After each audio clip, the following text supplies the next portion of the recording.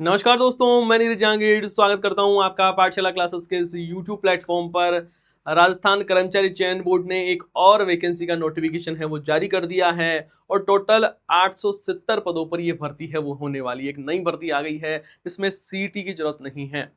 बहुत सारे आपके कमेंट और मैसेज मेरे पास में आते हैं कि सर हमने सीईटी का एग्जाम नहीं दिया, हमारे लिए कौन सी वैकेंसी रहने वाली है। तो बिल्कुल ये भर्ती आपके लिए ही है, मतलब जिसने सीईटी नहीं दिया वो स्टूडेंट भी इसमें अप्लाई है वो कर सकते हैं। ये रहने वाली है वैकेंसी आरएसएसबी जेई की वैकेंसी और इस वीडियो में हम इसी के बारे में डिटेल डिस्कशन करने वाले हैं। इसका नोटिफिकेशन जारी हो चुका है तो नोटिफिकेशन के बारे में बात करेंगे। उसके साथ ही हम बात करने वाले हैं कि साहब सिलेबस क्या क्या है इसका, कौन कौन इसमें अप्लाई कर सकता है, मतलब योग्यताएं हैं वो क्या क्या चाहिए होती है, एग्जाम आपका कब होने वाला है, फॉर्म कब भरे जाएंगे, मतलब हर एक पहलू के बारे में डिटेल डिस्कशन है वो करने वाले हैं। एक बढ़िया वैकेंसी है। हम बात करें जो पे मेट्रिक लेवल 10 की ये वैकेंसी है वो रहने वाली है, मतलब एक शानदार वैकेंसी आपके लिए होने वाली है। यहाँ पर आप देखोगे एक न्यूज कटिंग है, उसमें भी ये चीजें ही लिखी हुई है। वैसे मैं नोटिफिकेशन भी आपको दिखाने वाला हूँ। लिखा हुआ जैन के 874 पदों पर होगी भर्ती, पीडब्ल्यूडी में सर्वाधिक पद है वो रहने वाले हैं।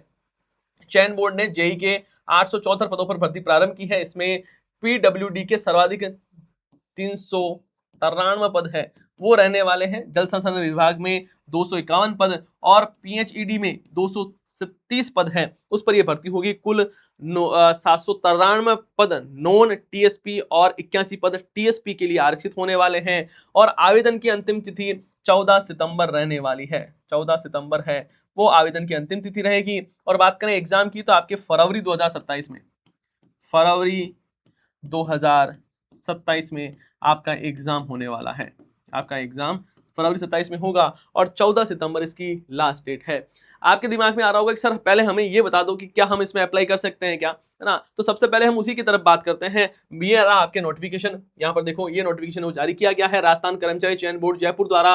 यहाँ पर एक नोटिफिकेशन जारी किया गया है कनिष्ठ अभियंता। आप देखो इसको जेई मतलब जूनियर इंजीनियर कहा जाता है, और कनिष्ठ अभियंता की ये क्या है वैकेंसी है, जूनियर इंजीनियर की ये वैकेंसी है वो रहने वाली है। यहाँ पर आप देखोगे और जेईएन है वो भी इसे कहा जाता है यहाँ पर। अब देखो यहाँ पर हम बात करें, जैसे मैंने कहा कि सर अलग अलग डिपार्टमेंट, सार्वजनिक निर्माण विभाग में, जल संसाधन विभाग में और जल स्वास्थ्य और अभियंत्रिकी जो विभाग है पीएचईडी है, जाबर सिंह खर्रा जिसके मंत्री है, उसमें अलग अलग वैकेंसीज है वो आई है। सबसे ज्यादा हम बात करें यहाँ पर तो 329 पद है वो सार्वजनिक निर्माण विभाग के रहने वाले हैं और कनिष्ठ अभियंता की ये पद है वो रहेंगे। टोटल हम बात करें तो यहाँ पर 874 पदों पर ये भर्ती है वो रहने वाली है, जिसमें जो टीएसपी एरिया है उसके लिए 81 पद और नॉन टीएसपी के लिए 793 पद है वो रिजर्व रखे गए हैं। अब हम सीधे मैं आपको ले चलता हूं कि कौन कौन इसमें अप्लाई कर सकता है उस पर।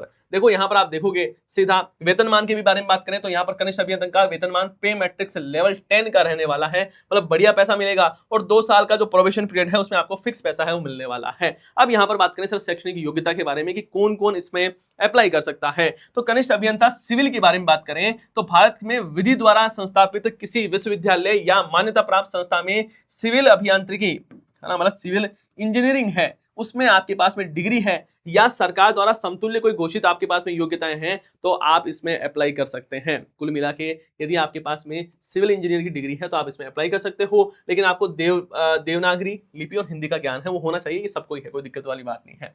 आगे बात करें यहाँ पर कनिष्ठ अभियंता सिविल डिप्लोमाधारी के पद हेतु बात करें तो किसी मान्यता प्राप्त संस्था से सिविल अभियांत्रिकी मतलब सिविल इंजीनियरिंग है उसमें डिप्लोमा आपने कर रखा है, या इंस्टीट्यूशन ऑफ इंजीनियर्स द्वारा मान्यता प्राप्त सिविल अभियांत्रिकी में डिप्लोमा जो कि अध्ययनवर्ती परीक्षा छूट के प्रयोजन के लिए हो, मतलब कुल मिला के यहाँ पर आपके पास में डिप्लोमा भी है इसमें, तब भी आप इसमें अप्लाई कर सकते हो। और यहाँ पर हम बात करें जो यांत्रिकी और विद्युत की बात करें तो किसी मान्यता प्राप्त संस्था से आपने, है ना, मतलब इलेक्ट्रिक जो हम बात करें इलेक्ट्रिसिटी है उसमें यदि आपने अभी इंजीनियरिंग कर रखी है, डिप्लोमा कर रखा है, तो भी आप इसमें अप्लाई है वो कर सकते हो। कुल मिला के यदि आपने इंजीनियरिंग कर रखी है तो आप इसमें आराम से अप्लाई कर सकते हो, किसी प्रकार की कोई भी दिक्कत आपके लिए नहीं होने वाली है। ठीक है, आगे हम इसके बारे में और डिटेल से बात करें तो यहाँ पर आप देखो इस नोटिफिकेशन को अपन थोड़ा सा और समझते हैं। नोटिफिकेशन में क्या लिखा हुआ है मैंने बता ही दिया। लास्ट डेट है वो 14 सितंबर है वो इसकी लास्ट डेट है वो रहने वाली है, तो आपको जल्दी से जल्दी इसमें अप्लाई करना है। एसएसओ से आप इसमें अप्लाई कर सकते हो। दूसरी बात यहाँ पर हम सीधा मैं आपको लेकर चलता हूँ जो आपके एज क्राइटेरिया है उसकी तरफ, है ना। यहाँ देखो वेतनमान हमने देख लिया, योग्यताएं हमने देख ली है ना।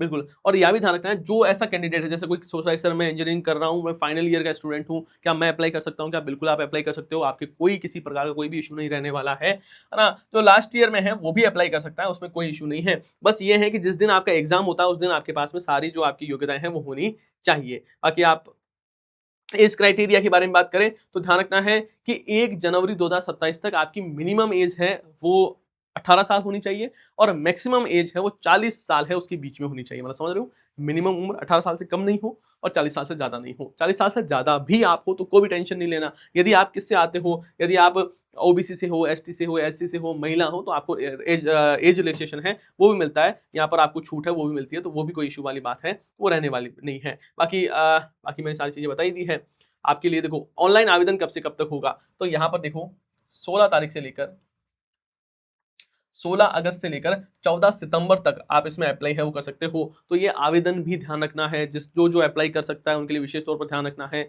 कि आप 16 तारीख से लेकर और 14 सितंबर तक इसमें अप्लाई कर सकते हो रात 12 बजे तक। तो ये बात भी आपको ध्यान रखनी है। अब मैं आपको सीधा ले चलता हूँ सिलेबस की तरफ कि सर इसका सिलेबस है वो क्या रहेगा, और सिलेबस में आप यहाँ पर आओगे तो ये आपके सिलेबस रहने वाला है। ये क्या रहेगा, सिलेबस रहने वाला है। मैंने सिलेबस की यहाँ पर शायद, हाँ चलो सिलेबस यहाँ पर हम देखें। सिलेबस आप देखोगे कि यहाँ पर आपके लिए सिलेबस के बारे में बात करें तो परीक्षा स्कीम आप देखोगे तो एक भाग ए है। भाग ए में आपके सामान्य ज्ञान पूछा जाएगा, जिसमें राजस्थान का इतिहास, कला, संस्कृति, परंपराएं, विरासत और राजस्थान का भूगोल आपसे पूछा जाएगा। उसके साथ में राजस्थान की राजनीतिक और प्रशासनिक व्यवस्था है वो आपसे पूछी जाने वाली है। और ये जो पोर्शन है वो 40 अंक का रहने वाला है। कितने नंबर का रहेगा, ये जो है वो 40 अंकों का रहेगा आपके लिए, राजस्थान जीके वाला। और सिविल अभियांत्रिकी डिग्री जो है उससे रिलेटेड जो क्वेश्चन है वो 80 अंकों के रहने वाले। टोटल 120 अंकों का ये पेपर होगा। मतलब जो आपका सब्जेक्ट है ना, जैसे सिविल इंजीनियरिंग कर रखी है आपने तो उससे रिलेटेड आपसे क्वेश्चन पूछे जाएंगे। और ये जो पोर्शन है वो 80 नंबर का रहने वाला है। 120 नंबर का टोटल पेपर होगा, 2 घंटे का आपको टाइम है वो मिलने वाला है। मिनिमम आपको 40% मार्क्स हैं वो तो लाने ही लाने होंगे। साथ ही यदि आप कोई गलती करते हो, नेगेटिव करते हो, मतलब कोई गलत कर देते हो तो 1/3 इसमें नेगेटिव मार्किंग है वो भी रखी गई है। यदि आप कोई क्वेश्चन गलत करते हो तो 1/3 इसमें नेगेटिव मार्किंग है वो भी रखी गई है। तो ये बात भी आपको ध्यान रखना है। उसके साथ ही हम बात करें यहाँ पर डिटेल सिलेबस की बात करें तो राजस्थान का इतिहास, कला, संस्कृति में ये सारे टॉपिक्स हैं। वैसे आपको ये जो पीडीएफ है वो हमारे टेलीग्राम चैनल पर मिल जाएगी। पाठशाला क्लासेस का टेलीग्राम चैनल आपको ज्वाइन कर लेना है, वहां पर पीडीएफ मिल जाएगी, उससे आप ये डिटेल सिलेबस है वो भी देख सकते हो। अभी मैं ये नहीं चाहता हूँ कि वीडियो बहुत लंबा हो, इसलिए मैं आपको बस यहाँ पर दिखा रहा हूँ। ये सारे टॉपिक्स रहेंगे, भूगोल में ये सारे टॉपिक्स है वो रहने वाले हैं। उसके बाद में राजस्थान की राजनीतिक व्यवस्था में आपको राज्य मानवाधिकार आयोग, सूचना आयोग, निर्वाचन आयोग है ना, राजस्थान लोक सेवा गारंटी अधिनियम, ये सारी चीजें हैं वो पढ़नी होगी, नगरीय निकाय पढ़ना होगा। फिर जो आपका सिलेबस है ना, उसके अकॉर्डिंग यहाँ पर जो पार्ट बी है उसमें आपका जो सिलेबस रहेगा उसके अकॉर्डिंग आपको तैयारी है वो करनी होगी। तो यहाँ पर बढ़िया सा ये शानदार पेपर होने वाला है आपका, तो और आपको बढ़िया तरीके से इसमें तैयारी है वो करनी होगी। साथ ही मैं आपको बता दूं, यदि आप राजस्थान में सीटी का एग्जाम देना चाहते हो तो सीटी का एग्जाम दोगे तो आपका जो 40 नंबर वाला जो पार्ट है वो वैसे तैयार हो जाएगा। और उसके लिए हम आपके लिए विशेष ऑफर भी लेकर आए हैं। हम आपके लिए नए कोर्स लेकर आए हैं। आप यदि आप या आपके कोई भी साथी, दोस्त, आपका कोई भाई बहन है वो तैयारी कर रहा है या कर रही है तो उसमें आपके लिए हमने आरएसएसबी फाउंडेशन बेस है उसकी फीस आपके लिए 5,500 रुपए कर दी है। रीट लेवल 1 की फीस बात करें तो 2,499 रुपए, रीट लेवल 2 की यहाँ पर फीस 3,499 रहने वाली है।